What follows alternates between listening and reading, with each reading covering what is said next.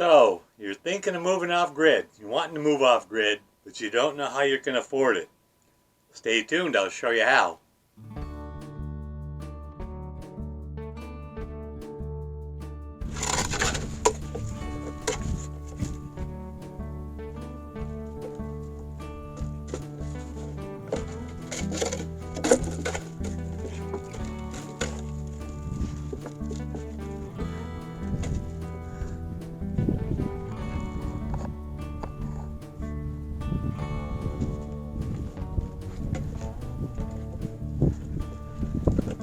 I like the fact that she takes all of the toys over to the bed. Got that roll of string in there. That toy that Kathy from Weather King got the Remy and Ruger last year. Well, Susie's kind of claimed it now. So.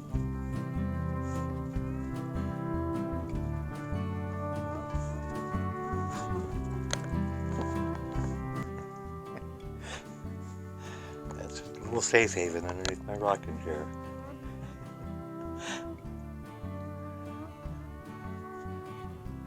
And you can see it's been working on shredding my little piece of carpeting underneath there.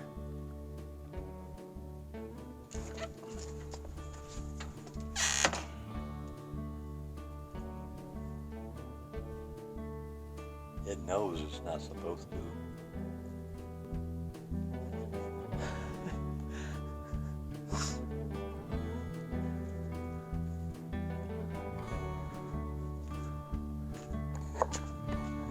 And Ruger's over there in the shade. They were playing and roughhousing and everything first thing this morning.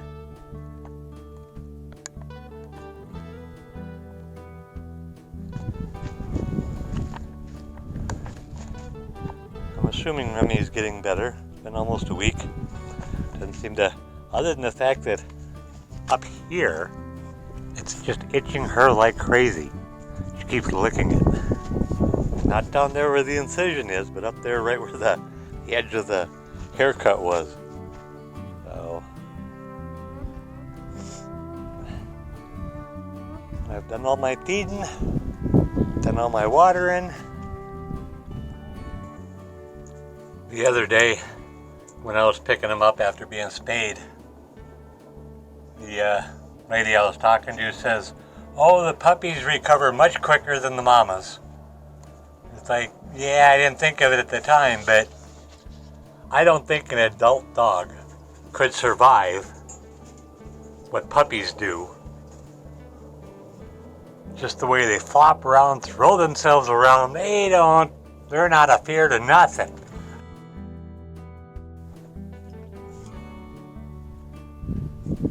But this is our family now. Ruger, Remy, and Suze.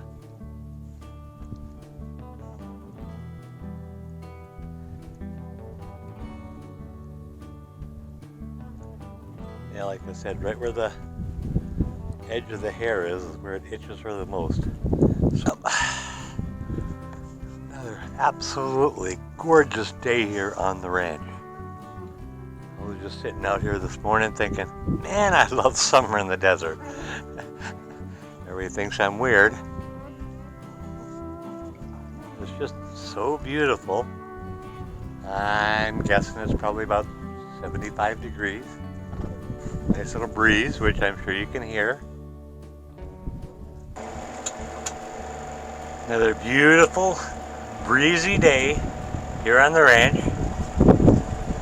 It's 7:45 in the morning, and it's about 73 degrees. It's going to get up to about 100 today, so it's going to be warm. It's supposed to be like 108, 109, 110 Saturday, Sunday, and Monday. So I figured if I was going to do laundry, I better do it today. So that's what I'm doing. And I got my trusty guard dog right there helping, if that's what you want to call it.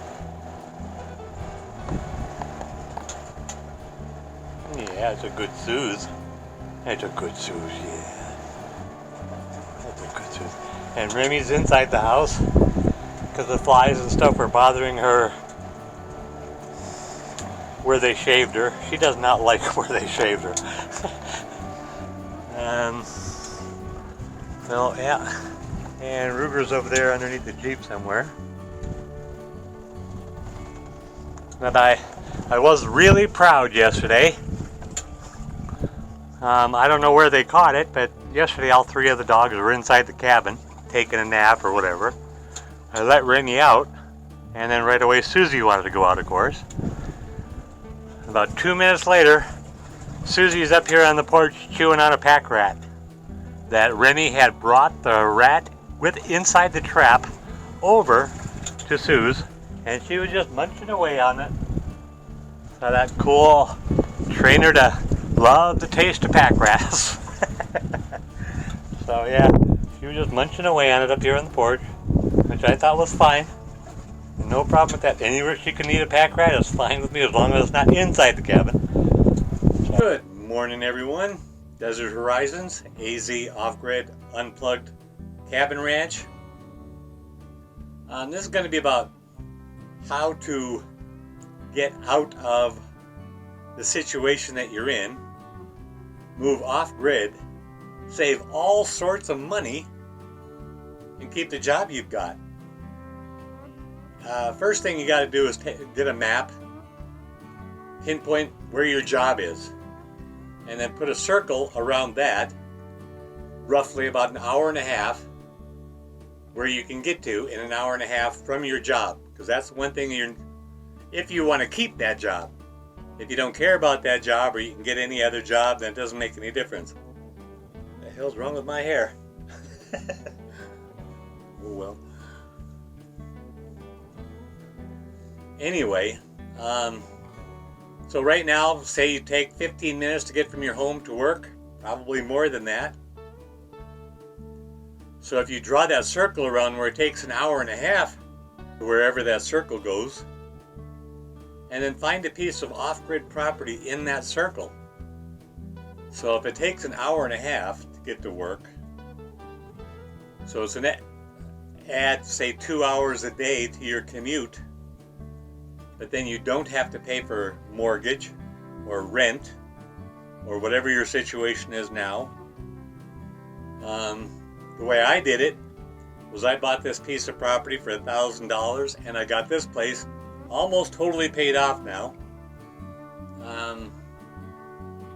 And I'm less than an hour and a half from almost everywhere in Tucson.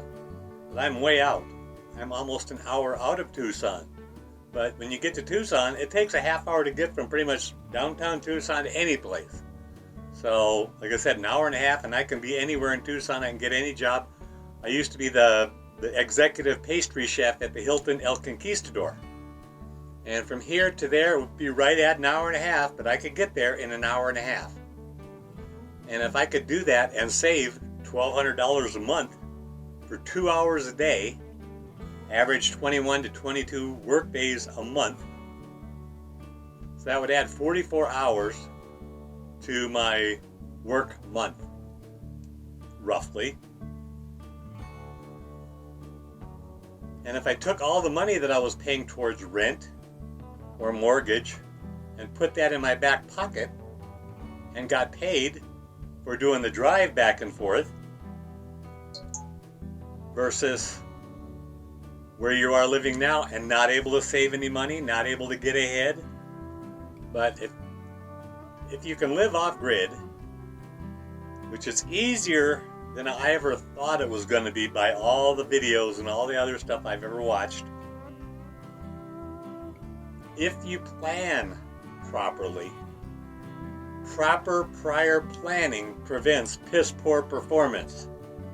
So you got to do all the planning. If you have the opportunity, move into an RV and go boondocking for a couple weeks or a month. That will give you the best indication, anything, of what it is you would need to live off-grid. Because if you can boondock for 3 weeks or a month, that's it. That's all you need. And that would be the best way to do it, actually, is get an RV and move that to an off-grid property Because an RV comes with everything you need. It's got water systems, it's got sewer systems, it's got refrigeration, all that sort of stuff. And then you just need to make that work. So that would mean getting extra propane tanks to run the refrigerator and the stove and all that stuff off of propane. Maybe get a generator so you can power the roof air conditioner if you need to, if it doesn't have one on it already. Solar, depending on what you need. It's like I have 2,100 watts here of solar panels, and there are still times I can't run everything I want to. It's like the other day I wanted to turn on my computer, but I had the refrigerator running, the air conditioner running, the refrigerator was running, something else was running, and I didn't have the extra 200 watts to power that on without draining my batteries slowly. And I didn't want to do that because I wanted to start out the next morning with full batteries because I knew it was going to be hot the next day, and sure enough it was. So it's a compromise. You always have to decide what it is you need to do what it is you want to do. But to move off grid, the best thing to do is, like I said, just do it. You're one decision away from a totally different life. All it takes is that one decision. If you decide, I'm moving, I don't care, screw it, I'm getting out of here, find yourself a piece of property, like I said, an hour to an hour and a half away from your job. There's lots out there. It may cost you a couple grand more than what you were expecting, but don't go overboard on the property because all the other stuff's going to add up as far as expenses. But figure the commute time as that's what you're being paid for.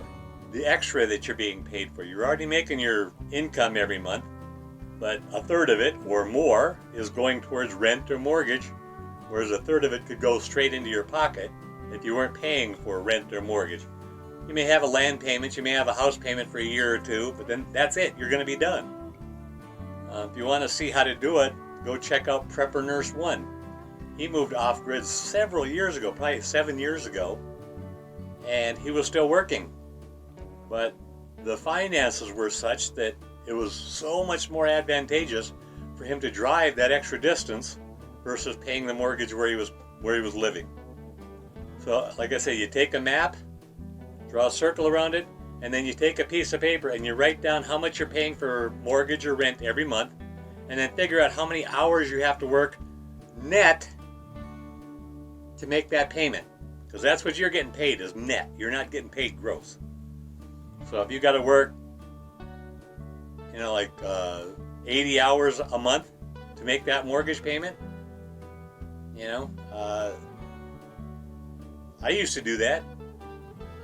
My first house was $655 a month, and I was making $450 an hour.